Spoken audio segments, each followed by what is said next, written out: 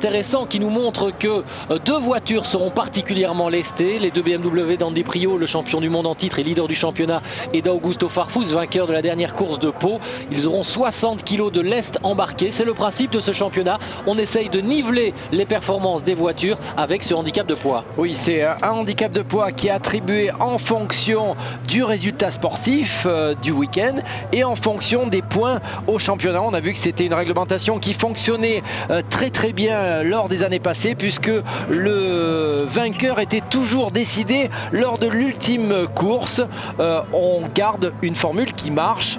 On a diminué quand même le poids maximum. L'année dernière c'était 80 kg. Cette année on limitera ce poids à 60 kg pour leur permettre quand même de bien continuer à faire des belles courses. C'est déjà l'été ici en République tchèque, un tout petit peu en avance, quelques jours avant la date officielle d'entrée dans l'été. Vous l'avez vu, il fait chaud et ça va avoir évidemment des conséquences probables sur la dégradation des pneumatiques également. Lorsqu'il fait très chaud, les pneumatiques se dégradent plus vite. Oui, il fait effectivement une température bien plus élevée que lors des essais libres et des essais de qualification. Il n'y a plus de vent, le soleil tape fort. Bien entendu, ça ne va pas avantager les tractions qui souffrent toujours au fur et à mesure que la course avance. Bien entendu, parce qu'on demande aux pneumatiques plusieurs contraintes. Il doit à la fois tourner et passer la puissance. C'est quand même assez compliqué. Oui, ce sera donc probablement tout bénéfice pour les BMW, les seules propulsions de ce plateau qui occupent, on le rappelle, les premières places du classement du championnat du monde. On vient de voir ses positions. BM qui du coup caracole aussi en tête du classement constructeur avec 106 points, 20 points d'avance sur Seat, 34 d'avance sur Chevrolet. Ce sera difficile probablement pour le constructeur espagnol d'aller décrocher le titre mondial. Mais attention, on n'en est qu'au 5e rendez-vous de la saison sur 11. Il y aura donc 22 courses à effectuer. On va dans un instant suivre en direct bien sûr la 9e de la saison après les manches de Curitiba, de Zandvoort, de Valence et de Pau il y a 15 jours. Place aujourd'hui à la République tchèque avec un homme que l'on suivra aussi, nouveau venu dans ce championnat, Massimiliano Pedala. Il était déjà présent à Pau et c'est lui qui remplace désormais Roberto Colciago dans la Seat italienne. Il a effectivement fait un très bon remplacement puisque ce matin il était dans les tout premiers du warm-up, même le premier. Ouais, le meilleur chrono du warm-up. Une entrée en matière musclée. Et Massimiliano Pedala qui sera donc sur la 6e ligne de la grille de départ aux côtés de Nicolas Larini. C'est le pilote Chevrolet le plus régulier depuis le début de la saison, même s'il n'a pas été très heureux à Pau. Pas très heureux à Pau, il a perdu des points. Il aura à charge de se rattraper aujourd'hui et de rentrer dans le top 8. Ça sera son objectif sur la première course. Sur la 5e ligne de la grille de départ, on va retrouver l'expérimenté pilote italien Gabriele Tarquini, un ancien de la Formule 1 que vous avez côtoyé à cette époque-là. Pierre-Henri, l'homme au casque de l'araignée, est un petit peu déçu évidemment de sa séance de qualif, lui qui avait eu la pole la saison dernière. Oui, il s'est pris un petit peu les pieds dans le tapis lors de sa 3e tentative. 2 erreurs, il n'a pas pu améliorer et a rétrogradé dans le classement des essais. À côté de Gabriele Tarquini, il y aura le nouveau héros de cette série, le WTCC, le Brésilien Augusto Farfus, victime il y a 15 jours d'un terrible accident avec ces tonneaux dont on se souvient et ce bruit de carrosserie qui nous avait fait frémir sur le circuit de Pau et qui le lendemain repartait avec une voiture cabossée dans tous les sens et qui parvenait à s'imposer. Il s'est imposé effectivement à Pau. Hier il a perdu quelques places sur la grille après avoir dépassé sous les drapeaux jaunes. Il aura lui aussi à cœur de rentrer dans le top 8 et d'essayer de ne pas trop laisser s'échapper le leader du championnat, Andy Priaulx. Le top 8 ce sera juste devant Augusto Farfus sur cette grille de départ, la 8e place, celle de Luca Rangoni, le leader du trophée des indépendants, mais 2e de ce même trophée sur la grille. Oui, ça n'arrive pas souvent à Luca Rangoni de se retrouver dans cette position. Il a été devancé, vous verrez par qui, dans sa catégorie un petit peu plus tard, mais Rangoni c'est un battant. Il a une BMW qui est toujours performante en course et il va mettre de la pression sur le meilleur temps réalisé par, on vous le dévoile, Pierre-Yves Cortals dans la catégorie des indépendants. 7e chrono de ces séances d'essai pour le décontracté Jörg Müller, peut-être un petit peu trop décontracté d'ailleurs, et on a vu ce matin qu'il avait bien des difficultés à rester en piste. Il faisait le show ce matin, il était en glissade, en tête à queue, tout ce qu'il faut pour être spectaculaire mais ne pas obtenir de résultats. On espère pour Jörg que tout rentrera dans l'ordre. Il y aura sur la 3e ligne de cette grille de départ une ligne 100% francophone avec Alain Menu, le Suisse, le pilote de chez Chevrolet, qui s'était imposé à Pau dans la première course et de manière sensationnelle. Et Alain Menu qui nous confiait qu'il ne n'aurait pas pu aller plus vite rapide ici, donc il avait réalisé le meilleur temps possible, une bonne position. Tout de moins. Et à ses côtés, 5e sur la grille de départ, le meilleur chrono du trophée des indépendants, le surprenant Pierre-Yves Cortals avec sa Seat préparée par la structure Hexagone, dont Cathy Muller est la team manager. Et on la voit là, la sœur d'Yvan Muller, à côté de Luc Marchetti et de Pierre-Yves Cortals. Ils ont véritablement fait un bond en avant, ils ont mis le doigt sur les bons réglages. Pierre-Yves Cortals est confiant, il se bat pour remporter le trophée des indépendants. Il aura un choix à faire, se consacrer et se batailler avec Luca Rangoni pour ce trophée des indépendants, ou essayer d'obtenir le meilleur résultat parmi les ténors de la catégorie. Et il est 2e de ce trophée pour l'instant, à 3 points de Luca Rangoni, juste devant Pierre-Yves Cortals, légèrement décalé évidemment de l'autre côté de la piste. 4e chrono pour la meilleure des Seat à l'occasion de cette séance d'essai, celle de Jordi Genet avec une nouvelle motorisation. Oui, Jordi Genet avec un moteur un petit peu plus puissant, un petit peu plus un taux de compression plus élevé, 6, 7, 8 chevaux de plus, bien entendu du poids en plus. Ici on a essayé de voir chez Seat si la puissance pouvait aider le problème de vitesse de pointe que l'on avait. On va aussi ne mettre ça que sur une voiture, on n'a pas encore au bout du développement en ce qui concerne la fiabilité. Voilà, et comme on a encore certaines incertitudes effectivement, seule la voiture de Jordi Genet sera équipée de ce nouveau moteur, ou en tout cas d'un taux de compression différent sur ce moteur. 3e position sur la grille de départ, c'est le meilleur résultat de la saison jusqu'à présent pour Alessandro Zanardi, qui était bien en difficulté, l'Italien de chez BMW. Ça y est, il retrouve des couleurs sur un circuit qui lui va ravir. Oui, il devrait réaliser une belle course, Zanardi, car il était toujours en difficulté lors des séances de qualification, bien plus présent en course en partant tout en haut de l'affiche. Il a une chance de terminer tout en haut de l'affiche aussi. On termine, Pierre-Henri, la présentation de cette grille de départ avec la première ligne, bien sûr, le champion du monde en titre, Andy Priaulx, pour le team BMW Angleterre, préparé par la structure belge RBM de Bart Mampay que l'on voit là. Eh bien, il a signé le 2e chrono, Andy Priaulx, sur cette grille de départ. Il sera encore un des grands favoris, même s'il a 60 kg de poids embarqué. Il a du poids, il est en tête du championnat, il a de l'avance sur le 2e, Augusto Farfus. Andy Priaulx devrait faire une course plutôt sage, essayer de remporter encore des gros points et creuser un écart encore plus important. Mais la surprise, Pierre-Henri, elle est venue de l'Espagne, du team de Roberto Ravaglia, avec la pole position de Félix Portero. Première pole en WTCC pour le pilote espagnol. Il a vraiment été fantastique et visiblement, il est très rapide sur un tour. Il faudra voir désormais s'il pourra confirmer dans cette course. Dans un instant, le départ de cette première course. On revient pour le direct et le départ.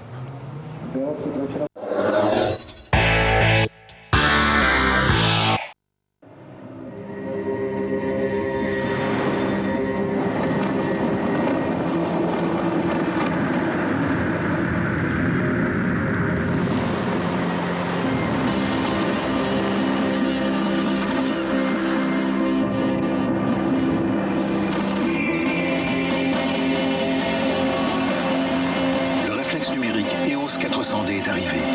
Bienvenue dans l'ère de jeu. Canon, you can.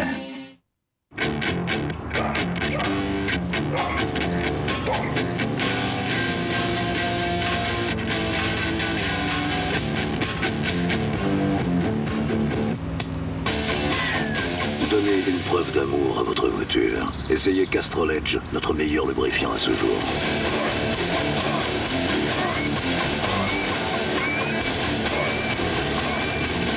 Plus qu'un lubrifiant, la technologie en mouvement.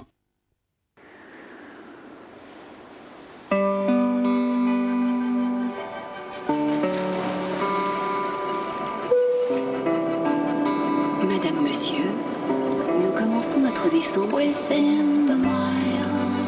vous invitons à regagner votre siège et à vous assurer.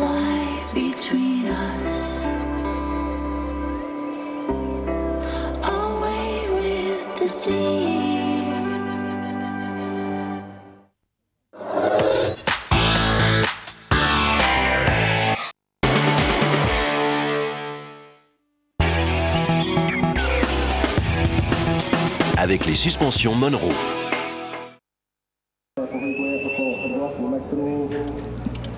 La 9e manche du championnat du monde des voitures de tourisme et le départ dans un instant de cette épreuve du tour de formation. Vous le savez, dans cette première des 2 courses que nous allons vivre maintenant dans quelques instants, eh bien il y aura un départ lancé. Pierre-Henri, ça change quand même un peu la donne, hein. Oui, ça change un peu la donne. Cette nouvelle règle est apparue pour un petit peu atténuer l'avantage qu'ont les propulsions, qu'ont les BMW, notamment lors de cet exercice du départ. Effectivement, un départ lancé, ça a quand même aidé pas mal les Seat ou les Chevrolet lorsqu'elles arrivaient à réaliser le meilleur temps. Aujourd'hui, les BMW sont les plus rapides, donc ça ne va pas diminuer leur avantage, mais néanmoins la règle est efficace depuis le début de la saison. Alors la pole position sera sur la gauche de votre image, hein, sur la droite de la piste. C'est donc l'Espagnol Félix Portero qui s'élance dans ce tour de formation.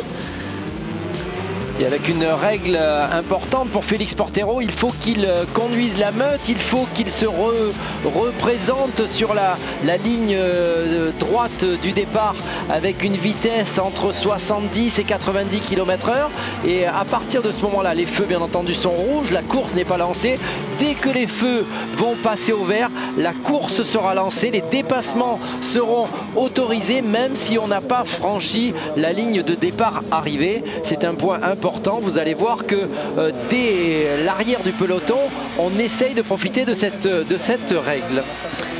Et puis nous aurons bien sûr aussi, grâce à nos moyens techniques et aux caméras dirigées de main de maître par Olivier Denis, eh bien, des caméras embarquées dans les voitures d'Andy Priault. On vient de le voir avec ici Nicolas Larini. Caméra sur l'avant. Oui, là on n'était pas chez Tarquini. On était bien avec la Chevrolet bleue, hein, de Nicolas Larini. Il y aura une caméra embarquée aussi avec Gabriele Tarquini, on l'a vu tout à l'heure, avec James Thompson, avec Robert Huff sur sa Chevrolet aussi, et avec Alessandro Zanardi. Voilà pour les caméras embarquées, les 6 caméras embarquées qui nous permettront de vivre aussi cette course de l'intérieur comme c'est toujours le cas, ce qui rend cette discipline encore plus spectaculaire. Vous savez qu'on va aller au contact, c'est inévitable dans cette catégorie. Ça devra être fait dans les règles également. Viril mais correct, c'est le slogan également de cette compétition, le WTCC. Tarquini, qui s'était élancé en pole l'année dernière, avait subi les accros des premiers virages. On sait que c'est un circuit vallonné, un circuit de 5 km 400 qu'on devra parcourir 10 fois pour l'ensemble des concurrents. Un circuit qui est large, il y a du grip, des possibilités de dépassement, et on sait que ce circuit abrasif va aussi creuser des différences entre les voitures en fonction des réglages adoptés par les différents pilotes. Important, Pierre-Henri, 5 victoires sur les 6 dernières courses disputées ici pour des BMW. Autant dire que la tâche des adversaires de BMW, Seat, Chevrolet, Alfa Romeo, va être difficile, va être ardue sur ce circuit de Brno. Les derniers vainqueurs se nommaient bien sûr Jörg Müller, Dirk Müller, Andy Priault, qui chacun se sont imposés à 2 reprises. Et puis le tout dernier en date, dans la 2e course la saison dernière, c'était Robert Huff. On voyait sa Chevrolet bleue il y a quelques instants sur cette image. Ça semble un petit peu plus difficile aujourd'hui pour Robert Huff, puisque le pilote britannique a quelque peu manqué sa séance d'essai. Il ne s'élancera que depuis la 20e position sur la grille de départ. Ce qui est compliqué, Jacques, sur ce circuit, avec ces longs appuis, ces changements de direction, ces montées, ces descentes, c'est que cela met une contrainte très importante sur les pneus avant des voitures. Bien entendu, pour les tractions, ça met un handicap net, puisqu'il faut à la fois passer la puissance, il faut à la fois guider la voiture. La seule chose que peuvent faire les tractions pour annihiler cette difficulté, c'est de régler leur voiture légèrement survireuse en tout début de course. Donc on va avoir des voitures délicates, et puis au fur et à mesure que l'usure des pneumatiques avant se fera sentir, ça rééquilibrera. Donc vous voyez, on est plus dans une stratégie pour limiter les dégâts qu'une stratégie véritablement agressive du côté des tractions. Gros succès populaire à Brno, splendide conditions météo également, et dans quelques instants, le départ lancé de cette 9e course du championnat du monde des voitures de tourisme de la saison. Les commissaires de course viennent de faire prendre place à l'ensemble des voitures. Vitesse désormais limitée entre 70 et 80 km/h et bientôt le départ.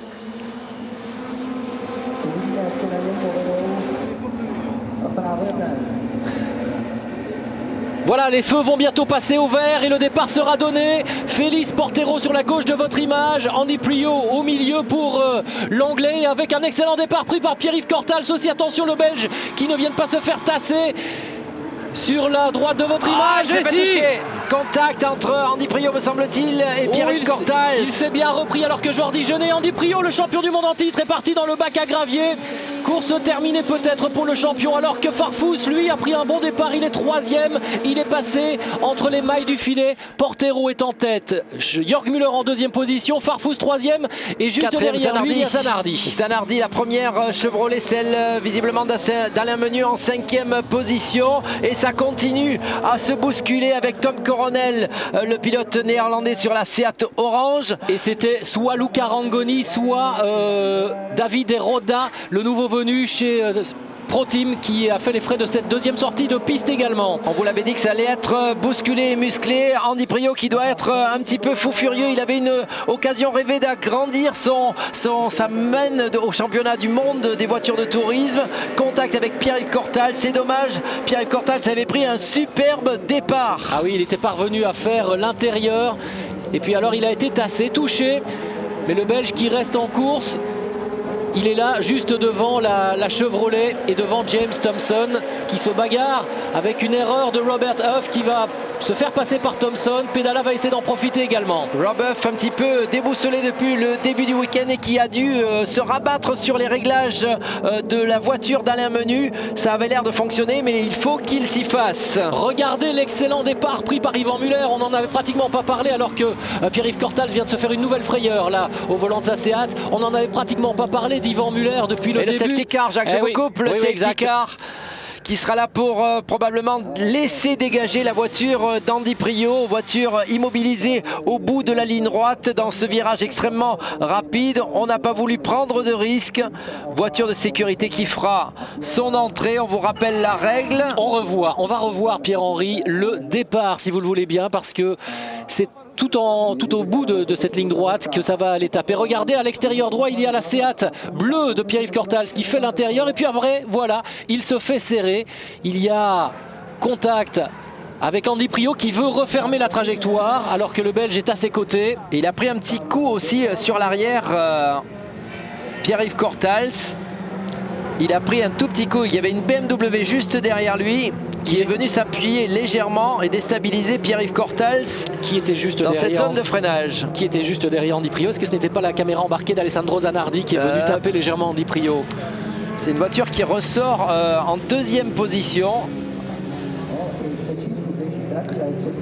Là, on est un petit peu plus loin avec le contact entre effectivement Rangoni, Tom Coronel sur l'extérieur qui n'y pouvait pas grand-chose, et Pedala.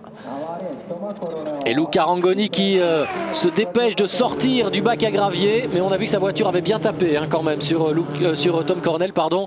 Je ne suis pas certain du tout qu'il pourra poursuivre sa course dans cette épreuve. Luca Rangoni, au mieux peut-être limiter les dégâts. Et Tom Coronel qui a abandonné, Tom Coronel qui avait réalisé pourtant un très très bon week-end passé. Il venait de terminer à la 2e place des 24 heures du Nürburgring. Bart Mampey, le team manager d'Andy Priaulx que l'on voyait à l'instant, évidemment beaucoup de déception, parce que vous le savez, quand on loupe le premier départ et qu'on est complètement mis hors course comme ça, eh bien ça veut dire que c'est un 0 pointé pour tout le week-end, parce qu'on n'aura pas le temps de refaire la voiture, ou dans tous les cas elle repartira en dernière position de la 2e course, et ce sera donc impossible de remonter parmi les 8 premiers qui marquent des points. Oui, la voiture qui était juste derrière Pierre-Yves Cortals, c'était celle de Jörg Müller. Ah, c'est donc Jörg Müller qui serait venu, à moins que ce soit une Chevrolet peut-être. Jörg Müller était juste derrière, Jacques.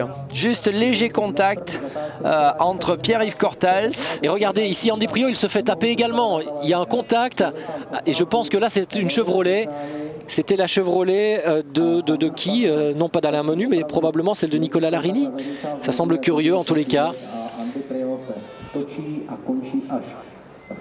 Qui est venu s'appuyer légèrement sur Andy Priaulx. Et on voit en tous les cas, une chose est certaine avec ces images, on voit bien que l'avantage qu'avaient les BMW lors du départ arrêté, désormais il est complètement gommé, effacé. Pire, on dirait que les BMW, lorsqu'elles démarrent en départ lancé comme ça, ont un petit peu de difficulté à conserver leur position. Elles ont un petit peu de difficulté à conserver cette position et on a déjà vu que ce départ lancé n'a pas que des avantages. Pourquoi? Parce que tout simplement la règle le dit bien, dès que le feu est au vert, la course est lancée, mais ce qui veut dire qu'on peut aussi avoir, je dirais, de l'élan avant que ce feu ne passe au vert. Résultat, quand on arrive au premier virage, au lieu d'avoir des voitures qui ont chaque fois 4, 5, 6 mètres d'écart, on arrive toujours avec 5, 6, 7 voitures de front. On a vu ça à Valence, on voit ici la même chose à Borno. On a des voitures qui arrivent très vite, très groupées, avec quasiment pas d'espace, et la moindre petite erreur a toujours des conséquences relativement importantes. Il y a eu une manœuvre quand même assez incroyable de la part de Pierre-Yves Cortals pour se récupérer. On a vu que sa voiture était complètement à 90 degrés et il est parvenu à reprendre la piste. Il est désormais 9e, juste derrière la Chevrolet d'Alain Menu. Un petit peu de réussite là, en l'occurrence pour le Belge. Il avait eu de la malchance, là il a eu de la réussite. Mais en attendant, on se retrouve avec aussi 4 BMW aux 4 premières places. C'est vraiment un très beau départ de Pierre-Yves Cortals. Si on pourrait revoir quelques images, on s'apercevrait qu'il était tellement rapide qu'il s'est retrouvé pratiquement à un moment donné en train d'inquiéter Portero. Portero qui du coup est venu refermer totalement sa trajectoire, venir bloquer l'intérieur pour éviter à Pierre-Yves Cortals d'avoir une ambition encore plus grande. Et puis après ça s'est un petit peu tassé. Et malheureusement, de la 2e, le Belge a rétrogradé au 9e rang. Désormais, il est toujours le leader du trophée des indépendants pour le moment.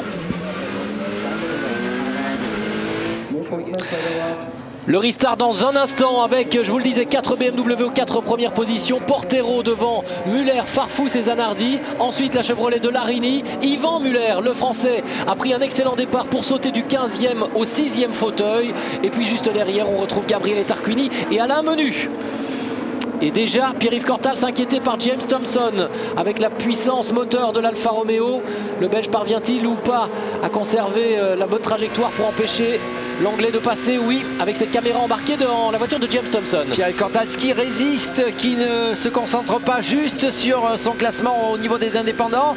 Il veut faire un bon résultat sur ce week-end de Borno. Attention, Thompson, plus ambitieux, plus agressif, aura dépassé le pilote belge. Oui, les ambitions ne sont pas les mêmes effectivement. Thompson vise le championnat, le classement global, alors que Cortals lui vise le trophée des indépendants, dont il occupe pour le moment la première place devant Pedala, qui va rapidement venir embêter le Belge. Devant, rien n'a changé. Les 4 BMW toujours aux 4 premières places et dans le même ordre. Et avec une attaque de Thiago Monteiro sur Robert Huff, un petit peu présomptueux, le Portugais. On décroise, on s'est aperçu aussi que la trajectoire, hors de la trajectoire, était plutôt sale, glissante. Portero en a fait légèrement les frais, bien revenu néanmoins dans le pare-choc de Huff. Oui, à l'attaque de la 12e place, c'est Michel Jourdain maintenant qui s'est mis dans le pare-choc de Robert Huff. Alors que là, il y a bagarre entre Thompson, Cortals et Pedala. Et là, c'est la bagarre pour la première place du trophée Yokohama. Retour en tête de cette course avec toujours les 4 BMW, puis Nicolas Larini et Yvan Muller qui met petit à petit la pression. Est-ce que le Français finalement peut repartir de Borno avec un maximum de points? Je crois qu'il est dans une situation inespérée. Jacques, il s'est lancé en 15e position. Il n'avait pas été très rapide depuis le début du week-end. Et là, un excellent départ, un petit peu d'accrochage, de réussite. Et il se retrouve dans une position quasiment inespérée dans les 8 premiers. Et vous connaissez la règle, grille inversée. Ça pourrait être une première ligne pour la 2e course et des gros points à la clé. Exactement, grille inversée pour les 8 premiers dans la 2e manche qui sera à vivre, on vous le rappelle, à partir de 15h15. En direct sur notre antenne.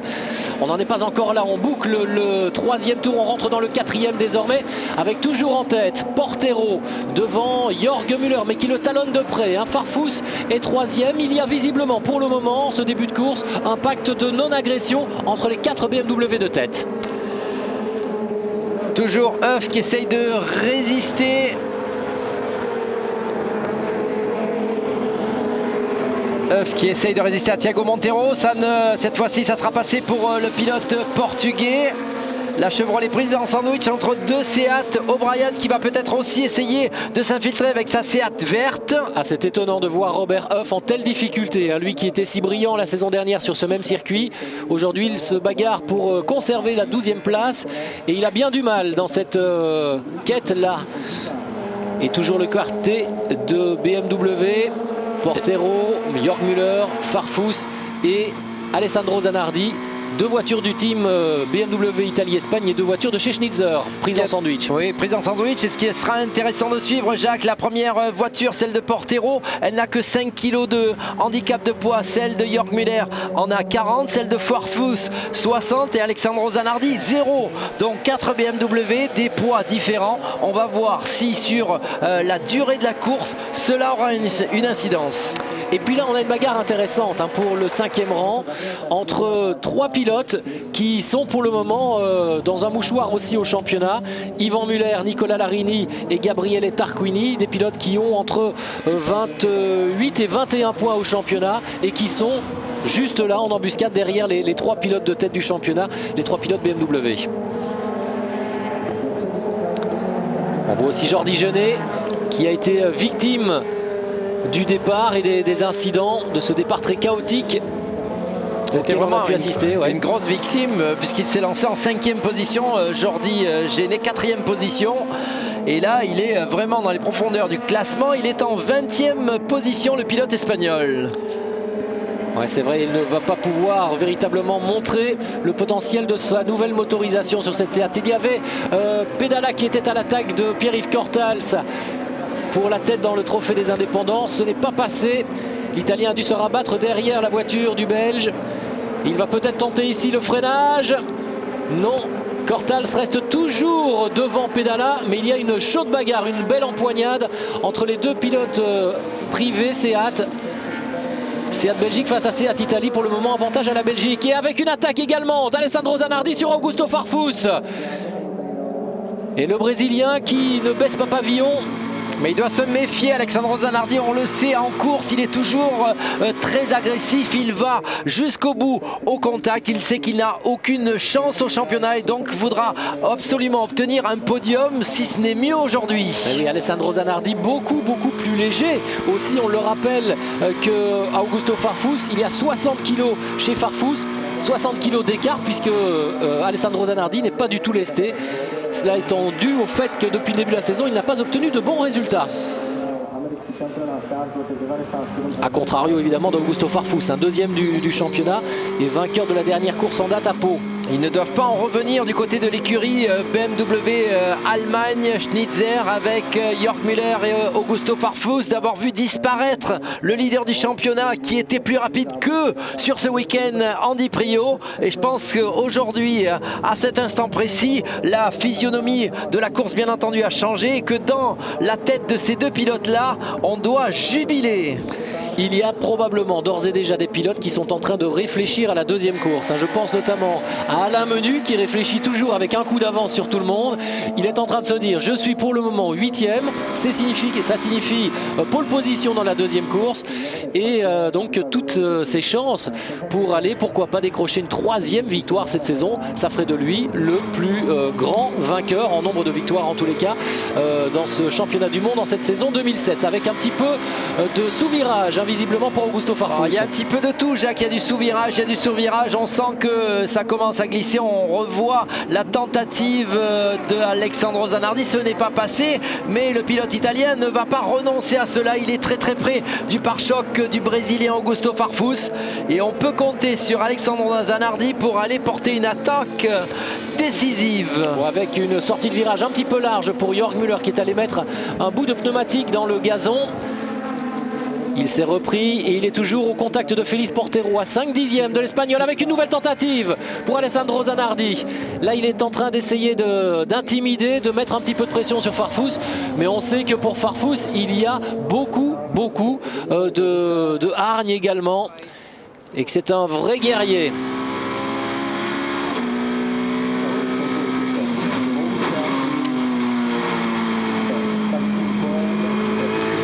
Le Cap de la mi-course vient d'être franchi. On a toujours Félix Portero, l'Espagnol de chez BMW en tête, devant Jörg Müller. Et puis juste derrière, ces deux-là, Farfus talonné par Alessandro Zanardi. Zanardi qui fait une belle course, qui tente petit à petit de prendre l'ascendant sur le Brésilien. Pour le moment, il est obligé de se contenter de la 4e place. Et des BMW qui ont pris le devant et le dessus sur les Seat et les Chevrolet.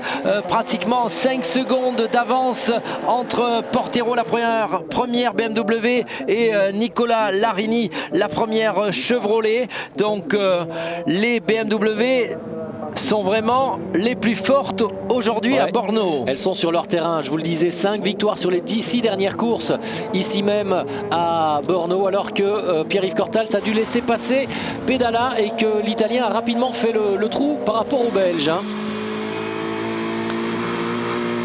Zanardi toujours aussi près du pare-choc arrière d'Augusto Farfus. Position échangée jusqu'à présent. Et on se bat toujours pour cette 8e place avec Nicola Larini, Yvan Muller, Gabriele Tarquini et Alain Menu. Alain Menu qui aimerait sûrement conserver cette 8e place significative de pole position pour la 2e course. Ouais, pour le moment, il n'est pas trop inquiété. Il est 8e et derrière lui, mais pratiquement 1,5 secondes derrière, il y a James Thompson à la lutte avec Massimiliano Pedala. Leader désormais du trophée des indépendants, avec une trajectoire un petit peu large ici pour Gabriele Tarquini, m'a-t-il semblé. Alors que Zanardi il y va cette fois-ci, Alessandro Zanardi, et ça passe. Augusto Farfus n'a pas voulu totalement résister à l'Italien, il ne voulait pas perdre non plus, une possibilité de marquer des points très importants, parce que grâce à la 4e place qu'il est en train de conquérir, eh bien Augusto Farfus s'emparerait, si les positions ne changent pas en tous les cas, s'emparerait de la tête de ce championnat, et surtout il partirait de nouveau avec une belle position dans la 2e course qui lui permettra de marquer peut-être de nouveaux points. Alessandro Zanardi qui était effectivement bien plus vite dans le premier virage, ce qui lui permettait d'arriver au niveau du virage numéro 3 dans cette chicane, dans ce changement d'appui gauche-droite. Il avait essayé plusieurs fois, il lui en manquait un petit peu, et plus la course se avance, plus les voitures chargées vont souffrir, et Alessandro Zanardi en a profité. Yvan Muller qui a du mal visiblement à parvenir à poser une attaque face à Nicola Larini, et qui doit maintenant un petit peu regarder ce qui se passe dans ses rétroviseurs avec Gabriele Tarquini qui s'est rapproché très fort aussi de l'Alsacien. Juste derrière Tarquini, il y a la Chevrolet bleue d'Alain Menu. Ces 4-là se tiennent dans un mouchoir. Les performances visiblement sont assez sensiblement égales. Et c'est le jour et la nuit entre les BMW, les 4 BMW de tête, et puis les 4 voitures suivantes. Alors que l'on revoit l'attaque de Zanardi sur Farfus. Net et clair, Augusto Farfus aurait pu se méfier, car Zanardi avait déjà tenté cela 2 ou 3 fois. Il aurait pu être sur une tentative beaucoup plus fermée, une trajectoire beaucoup plus fermée, ne pas laisser la moindre chance à Zanardi. Augusto Farfus sait que Zanardi peut aller au contact s'il le faut. Augusto Farfus est le 2e du championnat, le leader Andy Priaulx est au tapis aujourd'hui, et c'est une occasion rêvée pour le Brésilien de prendre la tête. Félix Portero réussit une course parfaite, et il est suivi comme son ombre par Jörg Müller, qui nous avait fait un peu peur ce matin lors de la séance du warm-up, où visiblement il avait bien du mal à trouver le bon équilibre avec sa voiture. Et bien là, en tous les cas, il n'y a rien à redire. Net et clair, les pneumatiques devaient être très usées ce matin, ce qui permettait à Jörg Müller de s'amuser pendant la séance du warm-up. Maintenant, il est beaucoup plus concentré et beaucoup plus efficace. Pour la 5e place, Nicola Larini devant Yvan Muller, Gabriele Tarquini au contact avec le Français, puis juste derrière Alain Menu. Belle bagarre entre ces 4-là, et derrière il y a James Thompson avec Massimiliano Pedala.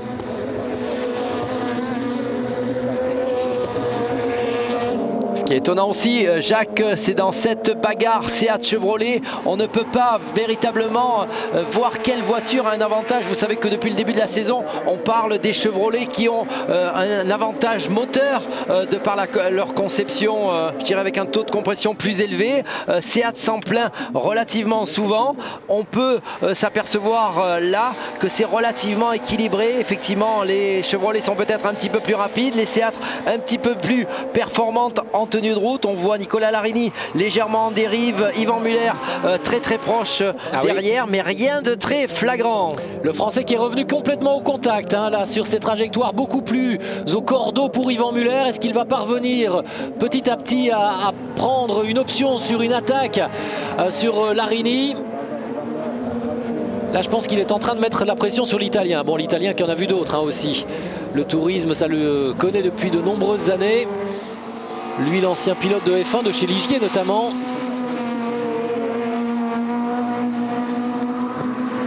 Et la remontée qui pénalise tant les Seat. Parce que là, c'est le moteur qui parle. Et des voitures qui ont d'abord un handicap de poids relativement similaire. 35 kg pour Larini, 40 pour Yvan Muller, 25 pour Tarquini et 20 pour Menu. Donc vous voyez qu'on a des écarts peu importants et que ces voitures sont d'un niveau de performance très proche, bien que de conception très différente. Il reste moins de 3 tours et les attaques qui commencent à se faire dans ce peloton-là pour la 5e position. Larini toujours devant Muller, Tarquini qui attaque petit à petit le Français. Attention à ne pas commettre d'erreur pour Gabriele Tarquini. Il n'y a qu'un point à les gagner entre voitures de la même marque. Ce serait un petit peu stupide. D'autant que cette 7e place lui assurait une place sur la première ligne dans la 2e course. On sent Gabriele Tarquini peut-être un petit peu plus rapide qu'Yvan Muller. Il n'y a pas grand-chose, mais on sent le pilote italien peut-être en mesure, s'il était derrière Nicolas Larini, d'essayer d'aller tenter quelque chose.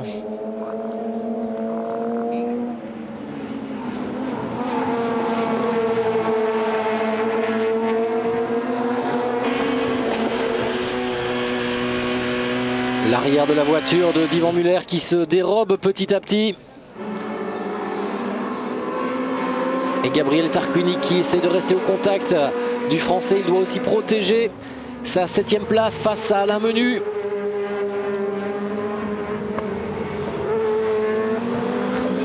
En tout cas du côté de chez Seat et Chevrolet, on n'aura pas ménagé sa peine dans cette première course. Alors que la balade se poursuit pour les BMW en tête qui comptent désormais 10 secondes d'avance. Incroyable, énorme l'avantage que sont parvenus à creuser les 4 BMW de tête. Dans l'ordre, on le rappelle, il y a Portero devant Jörg Müller, Zanardi est 3e et Farfus 4e. Les voilà les 2 voitures de tête. Visiblement le tempo imposé par Portero, seul Jörg Müller parvient à le suivre. Zanardi est un petit peu en chasse-patate entre les 2 premiers et Augusto Farfus 4e. Et puis bien plus loin, ces 4-là, Larini, Muller, Tarquini et Menu. Et Thompson et Pedala, avec Pedala qui freine un petit peu tard, obligé de bloquer une roue. Mais une très bonne tenue de route du côté de la Seat Italie, Seat noire, une voiture qui bouge très peu et qui est très performante. Avec Pedala qui a remplacé, on le rappelle, Roberto Colciago dans cette structure Seat Italie. Colciago pas encore remis de la blessure encourue il y a 15 jours à Pau. Blessure qu'il avait subie en dehors de la voiture, on le rappelle, un accident stupide. Et toujours Larini devant Muller, Tarquini et Menu. On le rappelle, c'est la bagarre pour la 5e place que nous suivons ici. Il reste moins de 2 tours maintenant, encore un tour et demi. Position un petit peu figée dans cette première course. On a pu voir que la dégradation des pneumatiques, l'écart qui se creusait entre les BMW et les tractions que sont les Chevrolet et les Seat grandissait au fur et à mesure que les tours avançaient dans la course. Néanmoins, entre Chevrolet et Seat, on est dans le même combat. Mais sur ce circuit très beau et très plaisant par ailleurs, avec ces grandes courbes relativement rapides, il y a, c'est le paradoxe, assez peu de possibilités de dépassement, il y a assez peu de freinage. Et vous savez que ce sont surtout dans les zones de freinage que l'on parvient assez souvent à tenter un dépassement. Et il y en a peu sur ce circuit de Brno.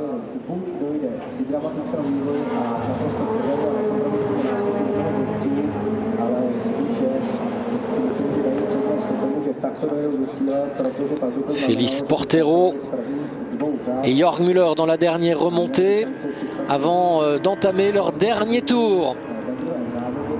Et Félix Portero qui aura résisté jusqu'à présent, qui n'aura pas commis la moindre erreur. On vous l'avait dit, ce pilote espagnol, toujours très performant en qualification, mais toujours très bousculé à l'issue des courses. Aujourd'hui, se retrouver dans une situation idéale, rapide, personne devant lui, donc il n'est pas obligé de se frotter à d'autres concurrents. Et peut-être que ça sera un petit peu le déclic chez ce jeune espagnol et lui permettre d'être de plus en plus confiant. Ouais, effectivement, et on sait que la confiance est particulièrement importante dans ce genre de discipline également. Portero en tous les cas, qui en plus sait que dans son pare-choc il a quand même un pilote ami BMW, donc un garçon qui ne prendra pas tous les risques de manière inconsidérée. Ça lui permet quand même de se concentrer assez essentiellement sur ce qui se passe devant lui.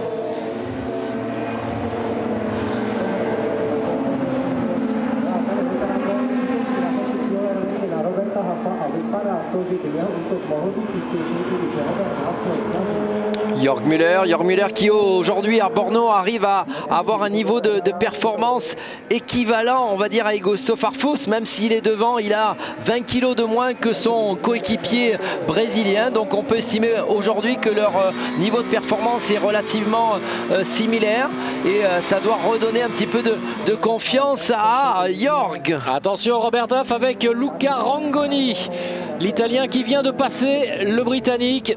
L'Anglais qui n'a rien pu faire, et on voit que la BMW 320 SI de Rangoni a tenu le choc, parce que tout à l'heure elle avait pratiquement escaladé la voiture de Tom Coronel.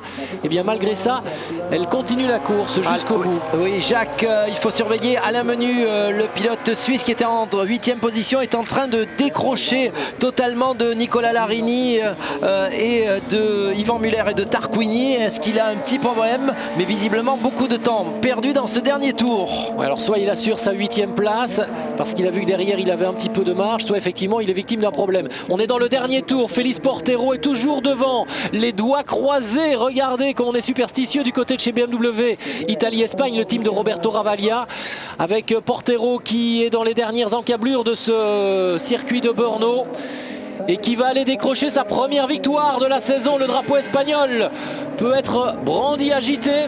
Félix Portero s'impose devant Jörg Müller. Victoire BMW, la 6e en cette course ici sur le circuit tchèque. 3e place pour Alessandro Zanardi. 4e place pour Farfus, et puis 5e Larini, 6e Yvan Muller, 7e Gabriele Tarquini, 8e place pour Alain Menu qui est bien parvenu à la conserver. James Thompson termine 9e devant Massimiliano Pedalla. Et puis juste derrière Pedalla, on devrait avoir Michel Jourdain, je pense, le pilote mexicain, et Pierre-Yves Cortals qui décroche pour sa part la 12e position.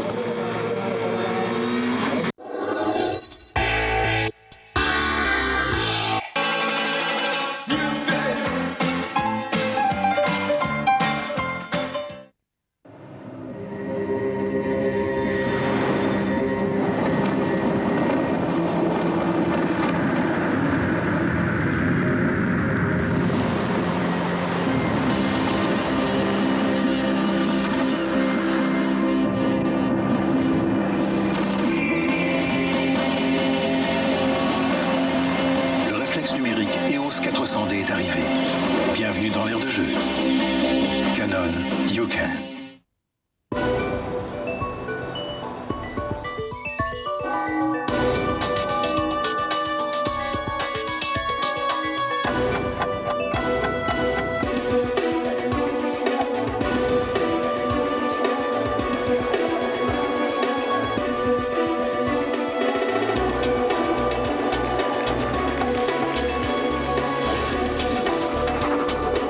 La République tchèque, une symphonie des sens. Intercon is telecommunication, machine, tools and robot, instrumentation and electronics, medical equipments. Intercon is electrical spatial cables. We have turned the cable into a work of art.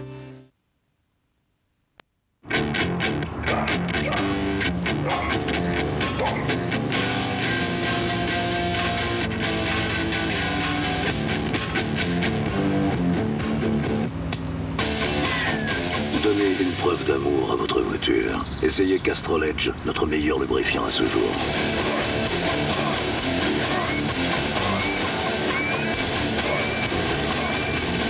Plus qu'un lubrifiant, la technologie en mouvement.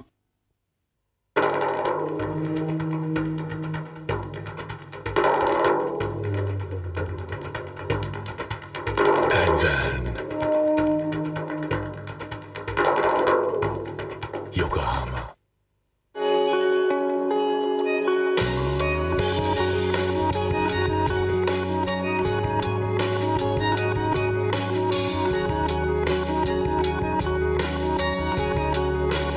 Yokohama.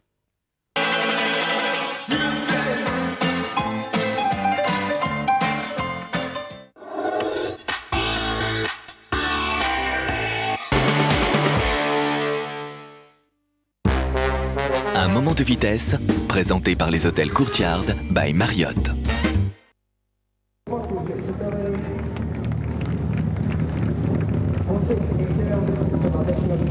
Et bien voilà, tout est dit à Brno pour ce qui concerne en tous les cas la première des deux courses sur ce circuit tchèque, le 9e rendez-vous du championnat du monde des voitures de tourisme. Félix Portero vient de remporter, Pierre-Henri Raffanel, sa première course dans ce championnat du monde. Vraie belle performance pour sa première saison. Hein. Vraie belle performance pour ce jeune pilote espagnol, vraie belle performance pour l'équipe BMW Italie-Espagne, puisque Alessandro Zanardi le rejoindra sur le podium en 3e position. Ils ont su répondre présent, leur voiture était légère, ils n'ont pas commis d'erreur, ils ont trouvé les bons réglages et je crois que ça va apporter un petit peu de baume au cœur à cette écurie qui souffrait un petit peu depuis le début de la saison. Et la joie également de Jörg Müller qui ne s'attendait pas à terminer 2e au vu de sa prestation lors de la séance d'essai et de sa place, de sa position sur la grille de départ aussi, puisqu'on rappelle qu'il s'était lancé en 7e position. Yvan Müller qui visiblement a eu un petit souci, sa voiture qui a eu du mal à revenir au parc fermé. Alors attention parce qu'après il y a des délais également qu'il faut respecter, vous le savez, pour avoir l'occasion de travailler sur la voiture. Yvan Müller aussi n'espérait pas une aussi belle performance, lui 15e sur la grille de départ, alors que l'on voit Alessandro Zanardi qui complète le podium et qui surtout qui place une 2e voiture de chez Roberto Ravaglia sur le podium. Yvan Müller, je vous le disais, qui s'était lancé depuis la 15e place et qui parvient au final à terminer 6e de cette course. Il marque des points et plus intéressant encore, il sera en bonne position sur la grille de départ pour la 2e course. Ouais, je crois qu'il ne pouvait, même dans ses rêves, pouvoir espérer ce genre de résultat, car depuis le début du week-end c'était compliqué. Quelquefois vous pouvez partir très loin sur la grille car vous avez eu un problème pendant la séance de qualification, mais depuis le début du week-end, vu qu'Yvan embarquait 40 kg de poids dans sa voiture sur un circuit qui favorise on va dire les BMW, Yvan souffrait, très bon départ, restait très concentré, profiter des faits de course, ce qu'il a fait, et ensuite conserver à la régulière une très bonne position. Regardez la joie d'Alessandro Zanardi qui est venu faire l'accolade à son jeune coéquipier Félix Portero, vainqueur de sa première course dans ce championnat du monde à 23 ans.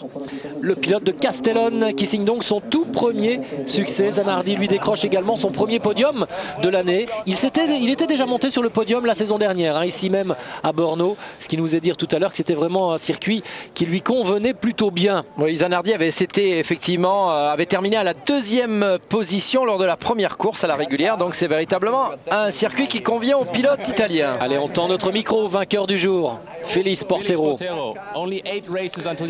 Seulement 8 courses pour vous dans ce championnat du monde et déjà un premier succès. Vous savez, dès le début du week-end, on a été rapidement dans les plus rapides. Après, le team a travaillé très fort, la voiture était très performante.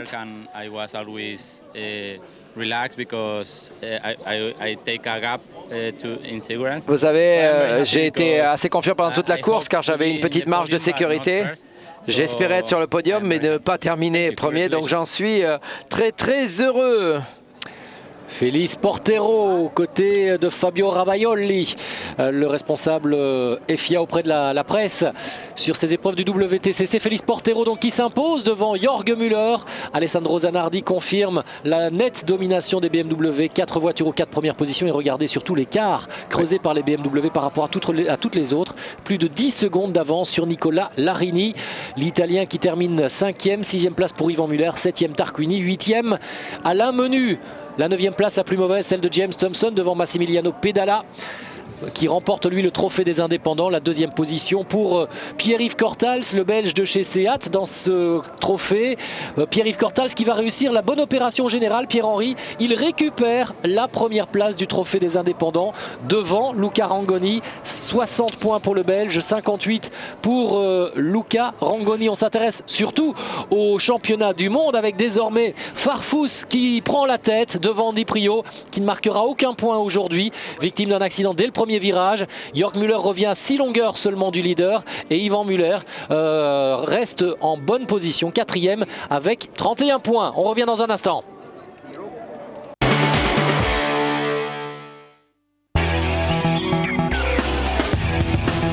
Avec les suspensions Monroe.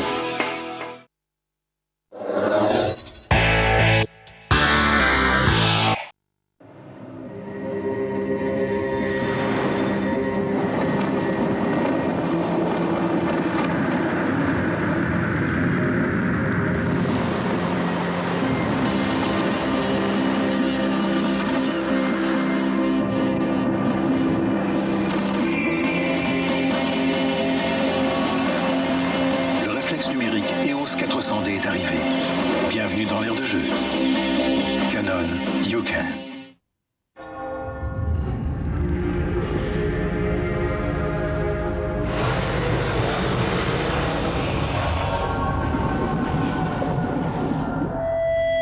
Bienvenue en enfer. Seat ouvre les portes du championnat du monde WTCC.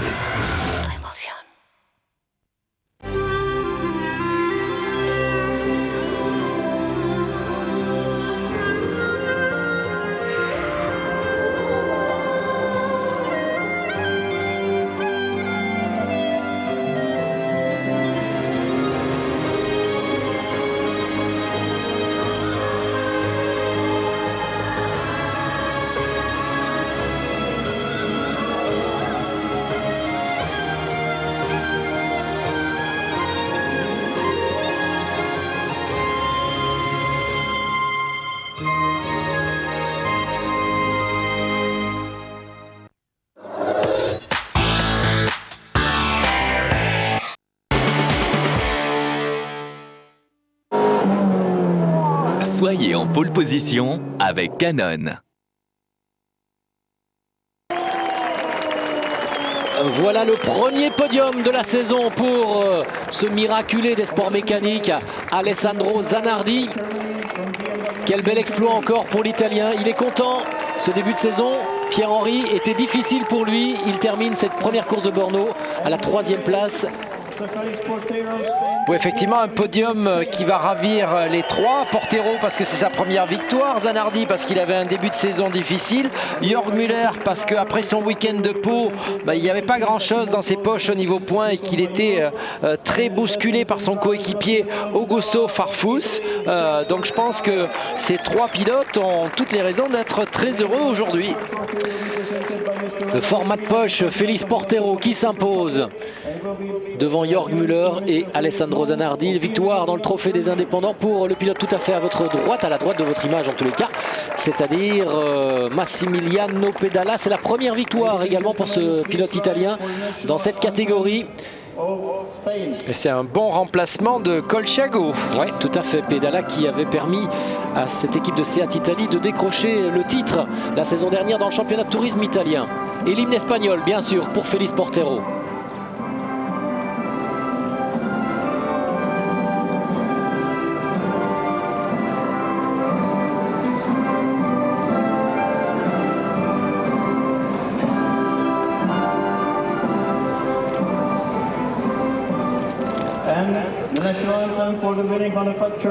Bravo donc pour le jeune pilote espagnol qui décroche à 23 ans son premier succès en championnat du monde des voitures de tourisme. Et bien sûr, BMW remportant la Coupe Constructeur, l'hymne allemand.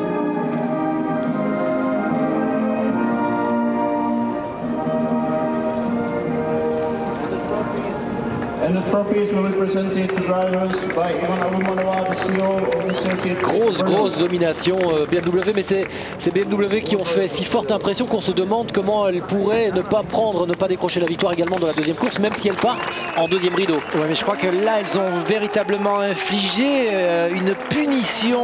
On peut parler de punition, Jacques, au Chevrolet et au Seat, car quand on voit les écarts entre Portero et la première Chevrolet, il y avait 14 secondes d'écart, ça veut dire plus d'une seconde au tour. Ce n'est pas qu'une question de poids, puisque devant il y avait des Jörg Müller qui avaient 40 kg de poids, on a des Augusto Farfus qui a 60 kg de poids, donc des BMW plus chargés qui arrivent à rouler plus d'une seconde au tour par rapport à des Seat et à des Chevrolet. Je crois que là vraiment du côté de chez BMW on a vraiment l'arme fatale.